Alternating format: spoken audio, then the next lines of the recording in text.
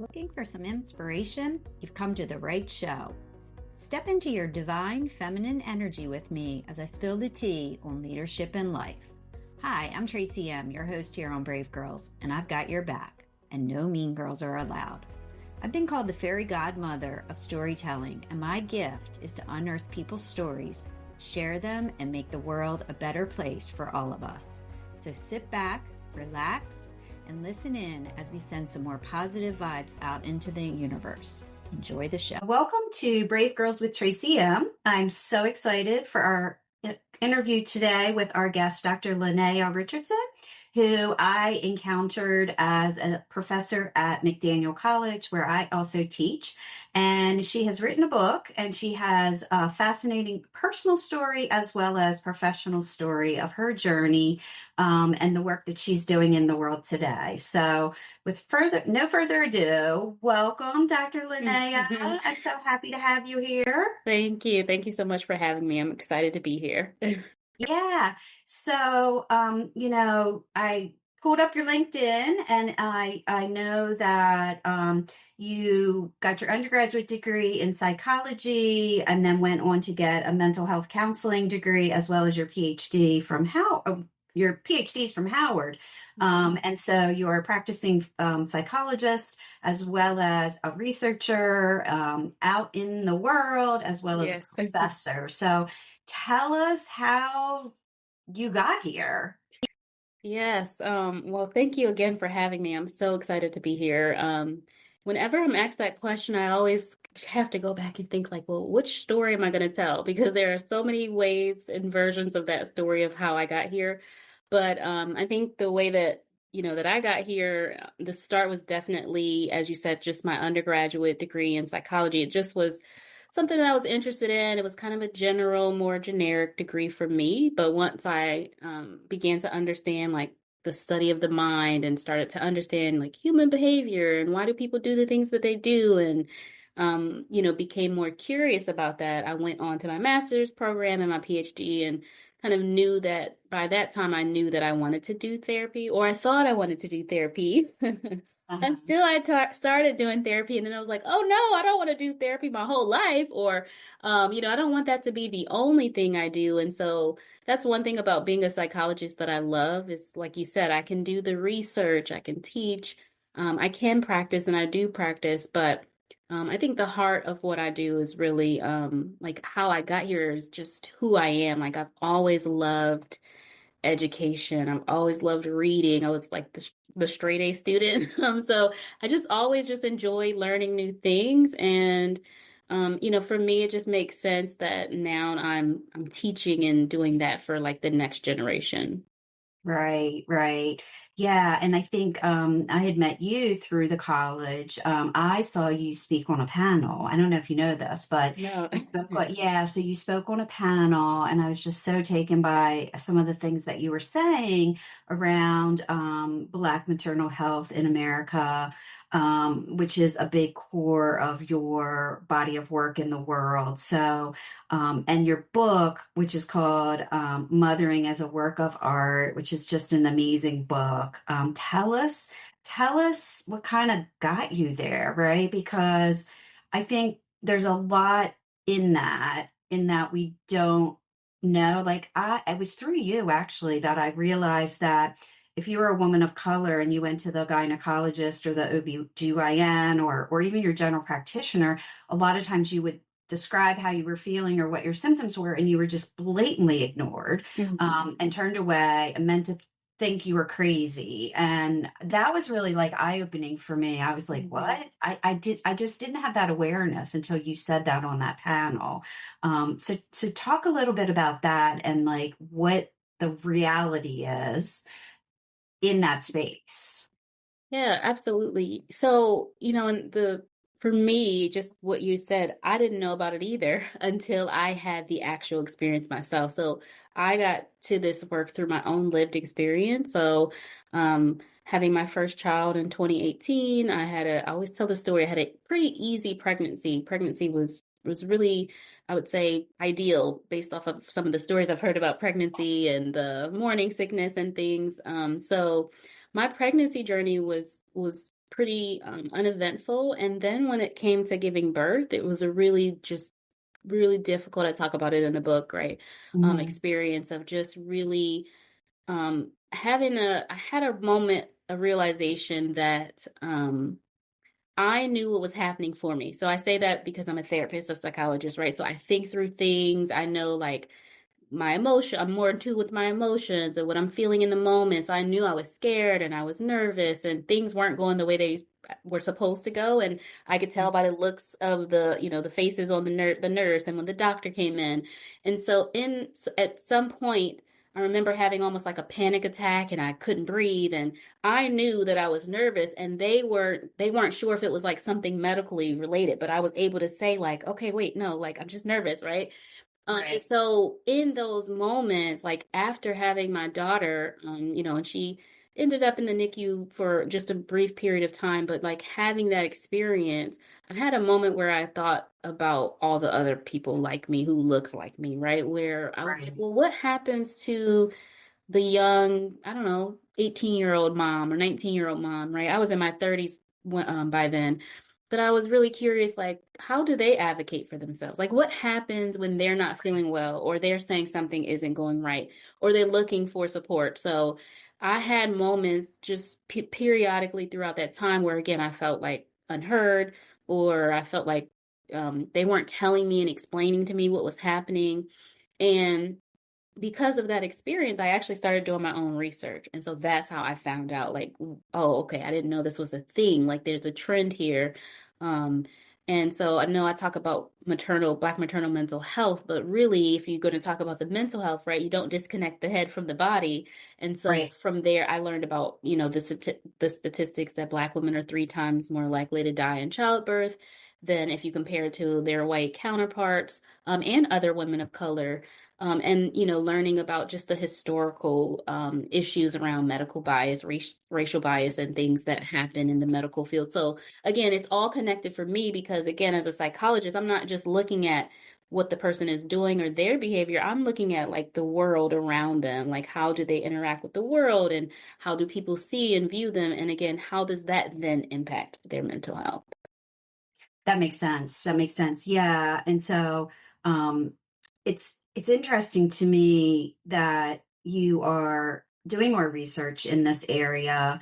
I also came away feeling like you were an activist and advocate for this it's I don't want to say cause because that's not really the right word, but like fixing this injustice, right? Hmm. And trying to break down those barriers and those biases, like, Hmm. which has got to just, I mean, this is centuries old, right? Like, it's not Hmm. like a new thing. And so I guess you're starting with awareness, right? Like Yes. letting people know what you just said 3 times, right? Hmm. They're in labor and delivery and 3 times more likely to pass away, Hmm. right? In that experience. So where do you think we are today? I mean, it's a long road to go, right? But Yeah, well, I think the where we are is like you said, the first part is to just bring the awareness. As you said, you didn't know and I didn't know, and so I didn't share this part, but what happened when I started telling my story, I started running into more Black mothers and women who had the same experience, and it just it was like too much of a coincidence, right? I knew like this something has to be off, or this isn't I don't know if this is normal, but it doesn't feel normal.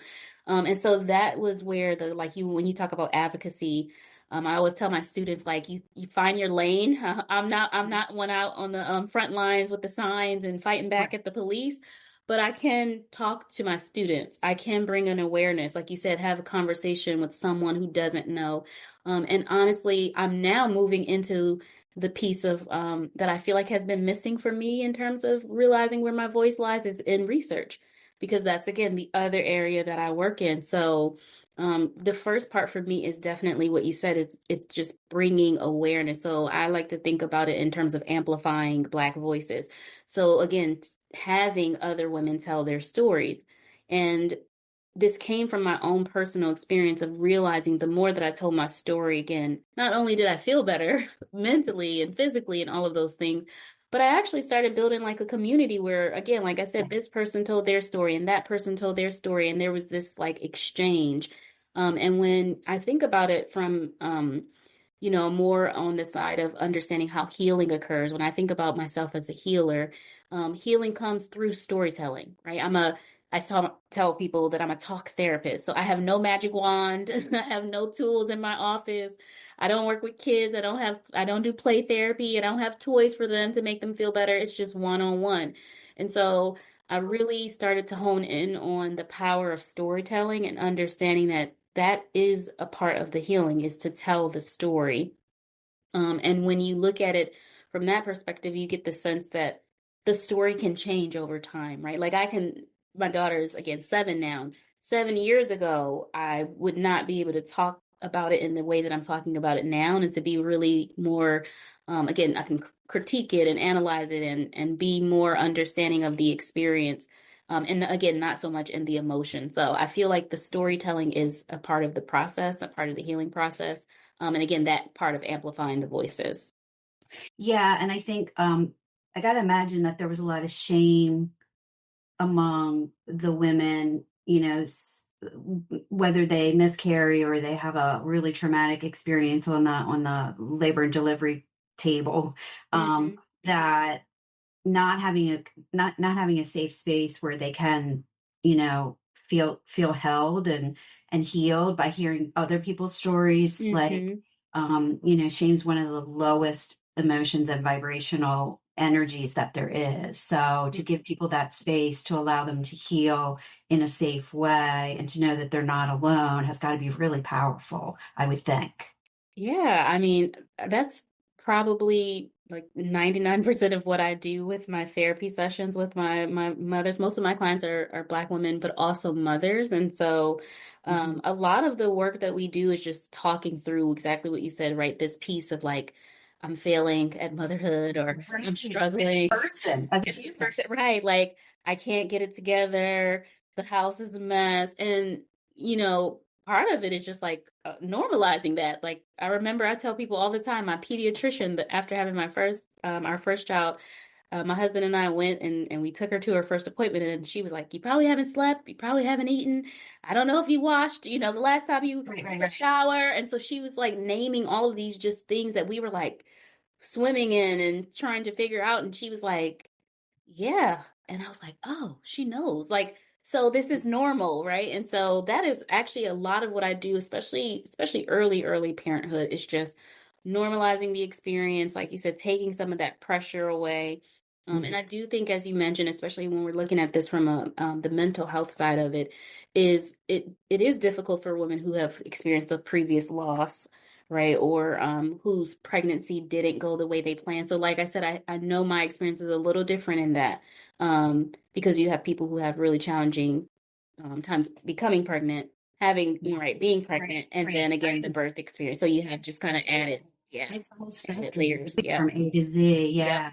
And all of the emotions that go with all of that, Mm-hmm. right? Like Mm-hmm. having to go through IVF over and over again, and Mm-hmm. it's not working. And then, Yeah. do you adopt? Do you foster? Like, what do you do? Like all those Mm-hmm. different things, especially like some people have a really, really strong urge to mother. Like Mm-hmm. I've never had children, but I'm everybody's favorite aunt. And Mm-hmm. I just I don't know. I was wired different. I just was wired different, right? I Mm-hmm. love kids and all that, but like it just wasn't in the cards for me to Mm-hmm. happen. And I wasn't, you know, I mean, I will share this, and I don't think I've ever shared this. I did have a ectopic pregnancy with a miscarriage that was, I didn't think it was that bad, but it freaked my gynecologist out. And I had Mm-hmm. to, I was, every day I was going to the hospital getting tested because he was really concerned. But, even then I look back on it and I was like, oh, that was kind of traumatizing, Yeah. but like I was so wrapped up in everything else that was going on in my job and all of that. And it's an uncomfortable conversation when people are like, oh, how many kids do you have? And I'm like, I don't, right? Yeah. Like, but I'm comfortable enough saying that. Like, I know Mm-hmm. some people get either, I have other friends who don't have children, they get angry that they were asked that. Like, why is this an assumption? You don't know my backstory, Yeah. or even like the ones that have gone through rounds and rounds and rounds of IVF. And so it's a very sensitive topic, I think, in general, as women. Yeah, for sure, right? And it's so much pressure because I do think, as you mentioned, and especially the once you see this with age, right? As the Yes. older you get, so I have my 25-year-old clients whose family is like, "Are you not going to get married? Are you not going to have Right. kids?" And like you said, and you see that progression, and then I think nowadays a lot of my clients, what I run into are clients who are in their 40s trying to have their child for the first time because they started with they wanted a career, and so then Right. it becomes the same thing, right? Did you choose wrong or choose the career over having Yes. kids? And I think that's a part of my work, like you said, that this amplifying voices, bringing the lived experiences to life for others, is that everyone's journey is their own. Like no one journey has to be the same. And I do think that society plays a huge role in that piece around like what a woman is supposed to do or what it means to be a woman, and that the only way to be fulfilled or have fulfilling life is to have children. But I think that goes into also the concept of mothering that I talk about as well, right? That you don't Right. have to be a biological mother to mother. And you kind of said that, right? I'm everyone's favorite auntie. Like that's for me the sentiment that I want to bring, is that mothering is not about birthing a child. It really is about like the care and love that we give and share with each other. And a lot of us, most people know that feeling. I know there are some people, like, there's always the tragic stories and the Yes. outliers, but most people understand kind of what it's like to be like cared for or to feel cared about by somebody in their life. And so that's really what my focus is and my energy goes into. Right. And then kind of what inspired you to write a book? Was it just kind of like you're an accidental author in that you're writing your story, journaling, and then you were like, Yeah, that is a great question. So I told you I used to love to read. I've always been Right. into books, wanted to teach. So writing is probably just was always there, but not something I accessed like I knew I was accessing. So, well, I mean, like I was one of Mhm. those kids who always had a diary or a Oh journal, yeah. but I Same, would have it for a while, and then it would just like I would put it to the same, side, and then I would get another one, right? So same, I've always had a journal. I used to write poetry, same. music a little bit, and so I probably would say I didn't know the writing was in me, and then I was in my PhD program and had to write a dissertation. And I was like, I'm never writing, never writing again. And it's funny to see myself now, like what inspired this book would be, of course, I already shared my journey specifically, is that I just kept telling my story. And as you mentioned, I told it on like podcasts, I was telling it at family cookouts, I was telling it with my friends, my Yep. family. And then like you mentioned, I wrote it down. So I actually wrote about the experience, and I wrote about it again and again. And every time I would write about it, I noticed a new iteration and, like I said, a new discovery. And Mhm. then once I got to that point, I was like, well, this has been really helpful for me. I wonder if other people would find it helpful to write their story. And that's when I sent out an invitation and I invited, I think, 13 other women across the US. Like I just put out a call on social media, right, for my Right. network and social media, and just asked, like, are you interested? Are you a Black mother? You want to talk about your mothering story? And again, the purpose literally is to amplify the voices of those individuals, because I recognize, like I said, the power in telling Right. the story. And for me, it's so beautiful because it's like the gift that keeps on giving. Like, we are going to have this Yes. conversation and it will end, but people can listen to it again. Or the book, you may not ever meet me in person, but you can read and like take a part of me with you. And I think that's that part of, like I said, that communal sharing, love, Yes. care that we can kind of engage in together, even if we're not in the same physical space.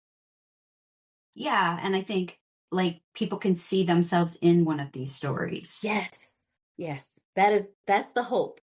That's the hope. I read one story, and it's quite similar to mine. And I remember reading it like, that could have been me. Like that's me, right? That Right. person had a very similar experience to me. So even if I hadn't written my story, that other story was in there and someone can relate to that. Right, right. So, before we came on air, you were talking about how some of your students are interested in like being on your research team. That's exciting, I think. Yeah. It What is is. it that Yeah. what is it about your research that you think is attractive for them? Mm. So I'll probably say part of it is just like, oh, I want to work with you, because I mentioned that I'm doing research. And so they want to really just explore and be open to the experience because I teach, a master's in counseling student. So um, you don't often get that experience at the master's level. So I think that's one thing that's intriguing. But the other thing is I believe it's their own identity, so they can kind of connect and relate. So I know several of the students who are part of the team are actually Black women themselves. Whether or not they have children or not, right? I think it varies, but I think it's that piece of like seeing a part of their identity represented. And I actually have another student who isn't Black. She is a woman of color, but I think we were just talking about it, and she was like, it's just so interesting to me to to understand the experience and the lived experience of of other cultures, and to really be able to bring light to their experiences because it's important work. So I think they understand the significance of that. And again, I think Black women's stories have been muted for some time, right? They've been invisible, and I think this is, yeah, like this is the Are they time. even on? Like, Yeah. yeah. This feels like that time, right, where you see just kind of a lot of definitely more Black women, like just kind of out in the forefront, and their voices are being, I guess, being heard at this point. Yeah. Yeah, I would agree. So what do you also said your mind, body, spirit, what is that? Is that like a wellness aspect of your business? Yeah, so I would say that is where I started. So again, I had my daughter, and again, just is all that exploring and trying to understand. And this is before I was fully, I think this is before I was licensed, so I wasn't able to Okay. practice clinically yet. So it was Okay. more of again, more of the like educational support role, and then it kind of evolved into, like I said, my clinical practice, which Right. more so focuses on the experience of women and mothers. Right, right. That makes sense. What if you were, so it sounds like, you're basically here to serve in this lifetime. I would say all women. I wouldn't, Yeah. I think you point out like you are here to amplify the voices of black women, but to me, like even me seeing you on that panel, like struck a chord with me as a woman, right? I was Hmm. like, oh wow, this is really interesting. This person has done research in this space. Hmm. And what can I learn from this, right? Hmm. So would you say that that's, I mean, I'm sure you have there like therapy clients or counseling clients that are the genders, but it seems Yeah. like you're leading the way in terms of like for other women to know about these things. That's a good way of saying it. So definitely, so my practice literally has women's therapy in it, and I have had male clients. So I talk about that, and I Right. also say that, right, I highlight and amplify the voices of Black women, and I've had non-Black clients. So I think Right. what you're talking about is that people experience kind of the humanity of it. I use that Yes. phrase often, of like the human to human, right? Like I can relate to being a woman, a mother, a child, a daughter. So we all have various identities. And as you said, I think to amplify one voice is not to dismiss or exclude another voice, but that's the assumption often. So as you said, I think for me, what my hope is that is exactly what you said, that you can see that the point is to uplift, to amplify, to support, encourage, but not to put anyone else down. And I think in that, in the uplifting and the amplifying, then like you mentioned, other people come around, and we all kind of become, again, we come back to that community and working together. And I feel like it's very similar to other, I guess this is again different in different genres or disciplines. Like Bell Hooks talks a lot about this in her work around, like she has, right, a book on love and teaching to transgress. A lot of her work talks about that similar. It's like a Black feminist framework, but I wouldn't say I am strictly feminist or strictly like Black feminist, because I do think that came during a time probably when I was born, right before I was born, right, where Right. it was a lot more of like a struggle and a fight for women's rights. And so I feel like I'm on the cusp of that. Like we see our rights a little more. We see this. And so where's the next, what next phase are we in terms of like what a framework like that looks like? And I would actually like to think that that's what I'm working on now in my research, is like kind of rethinking and reimagining this framework that, like you mentioned, isn't exclusive just because we are amplifying a specific group. Yeah, yeah. Well, and I firmly believe that people like you and I, we were born exactly on time to fill our purpose, that Yeah. God has really put us all here at this time, as all the crazies happening around us, to Mm-hmm. be those voices to sort of like the masses, like in terms of global humanity. Like Mm-hmm. I consider myself a global citizen and a humanitarian in that I want good to win, right? Yes.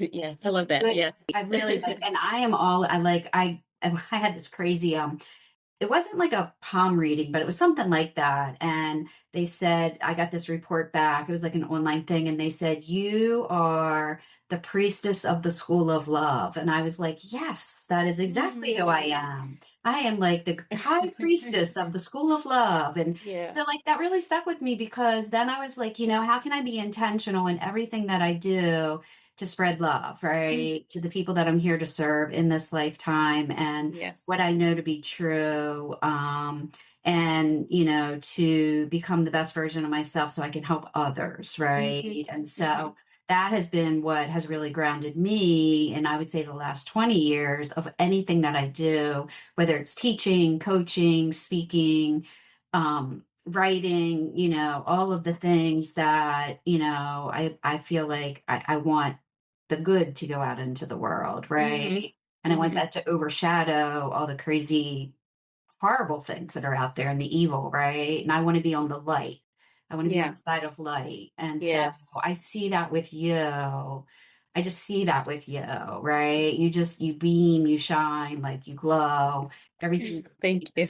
And like I could even tell when you were speaking that um, the students that were in the audience, it gives them hope when they see someone who looks like them on the stage with her PhD, very Mm-hmm. articulate, being very authentic to who you are. Mm-hmm. And so I think that's a gift back to them, right? Is that they can see themselves in you. Mm-hmm. Um, so I hope you see that. Like I saw it in the audience, Oh, I'm taking it on. I so appreciate that. I love that people can see what I feel inside that I'm trying to do on the outside, right? And I will have students who give me that feedback. So I am taking it in. I can't say that I see it. What I'll say what happens for me is that I'm like, well, this is just how I am, right? It's just who I am. Like it doesn't feel like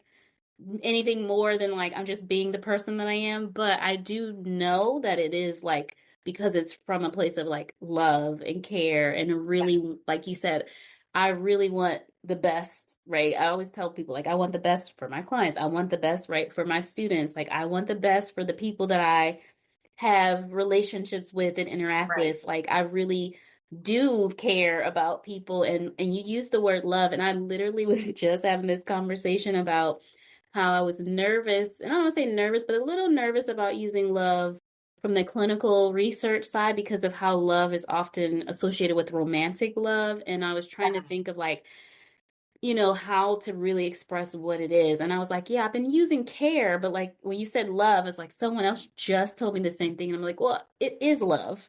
It Yeah, is. it is love. It is. It is. And, love is one of the highest vibrational, energetic frequencies you can be on. Yeah. And so, a lot of the coaching I do with executives is around knowing where they are on that range of emotions and are they below the line or above the line? Below the line is like all the shame and the guilt and the blah. And then at the higher vibration, it's that love, it's that joy, it's that, Hmm. and like whenever they're struggling, and my coach said this to me once, and it stuck with me. He said, Tracy, the quicker you can get to acceptance, he said, the easier it is to go above the line. And so whenever I'm struggling with a lower vibrational situation, whether it's anger or rage or Hmm.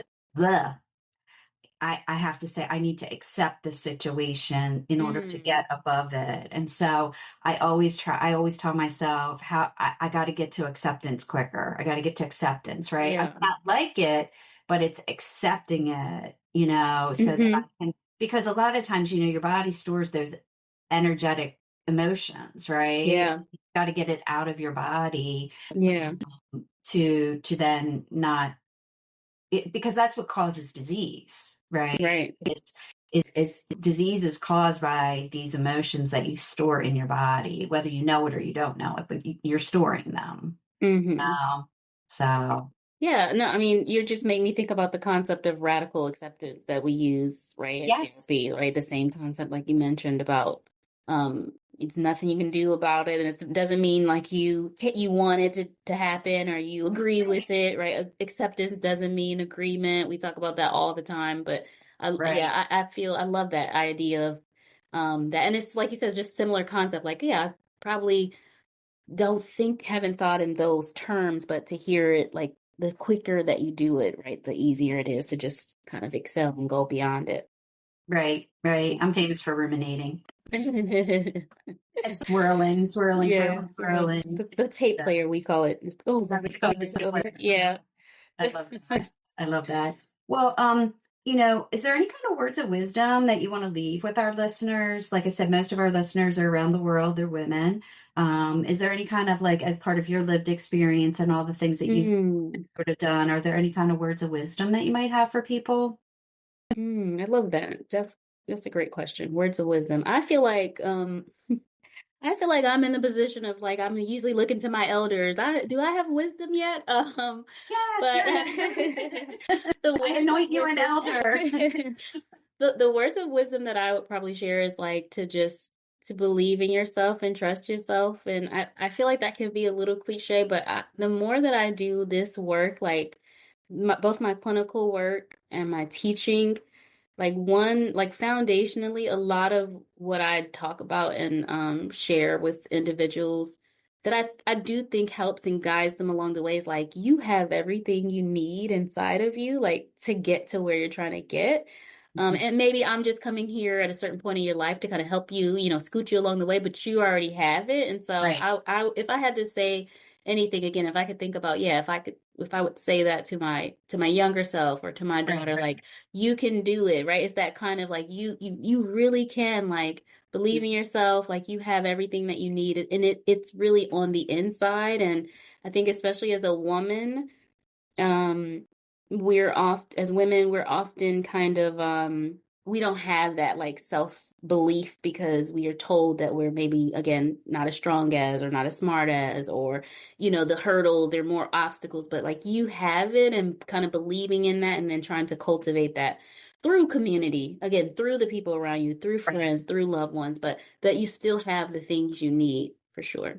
Mhm. Yeah, I would agree. So, if you had to think about what the bravest thing is that you've ever done, and how it inspires you today, what would that be? Oh my goodness. So, 7 years ago or 8 years ago probably would have been a different answer, but from today on, I would probably say becoming a mother for sure. That is the bravest thing that I've ever done. It was very difficult, and I did it twice, and I'm still like, how did I do that? Um, and, my children inspire me today to be the best version of myself because I have this, I feel like I know that I have a charge to be, again, a good person, to do the best that I can because they're watching me and I want them to be better than me. Like that's been my hope, my prayer for my children is that like their life is better than mine was. And not that where I didn't have a horrible life. I think, I had parents who loved me and we traveled and my dad was in the military and all those good things.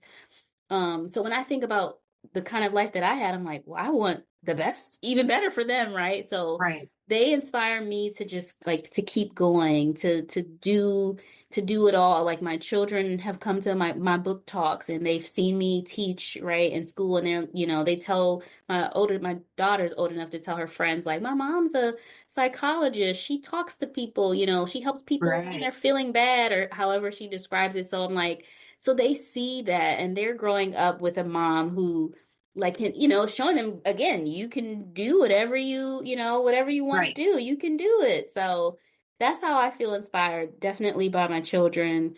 Yeah, because I want them to have good experiences and a good life, and not allow whatever the things are outside of themselves to influence and impact how they view themselves.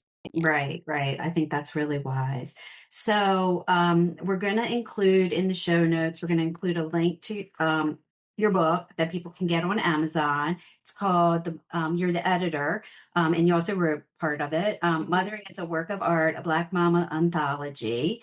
And so they can order a copy of your book, and then they can also, will include links to your social media, and then we'll have your bright, shiny beautiful face on the graphic, so they can see how beautiful of a person you are on the outside and the inside.